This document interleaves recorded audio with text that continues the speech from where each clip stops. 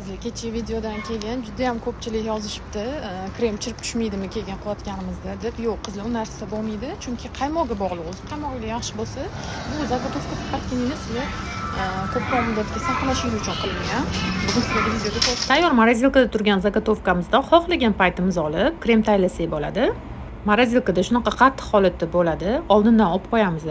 Xona haroratida yoki bo'lmasa xolodilnikga qo'yib eritmasanglar ham bo'ladi. Xuddi shunaqa holatga kelgandan keyin xohlagan kreminglarni tayyorlayverasizlar.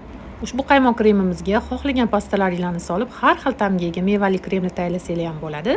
Men 3 xil tamga ega krem tayyorlab oldim. Malinali, apelsinli va bananli tamga ega. Ushbu pastalarni har xil tamga ega mazalilari ham bo'ladi. Kremga solganingizda aynan o'sha mevani ta'mini berib turadi. Juda ham mazali chiqadi. Albatta olib foydalanib ko'ringlar. Rasmlarini Telegram kanalimga tashlab qo'yaman. Pastani konditor do'konlaridan bemalol topsanglar bo'ladi. Telegram kanalimga esa profil shapkasidagi havola orqali ulanmasanglar bo'ladi. Ushbu kremlardan keyingi videolarda sizlar bilan mazali tort tayyorlaymiz.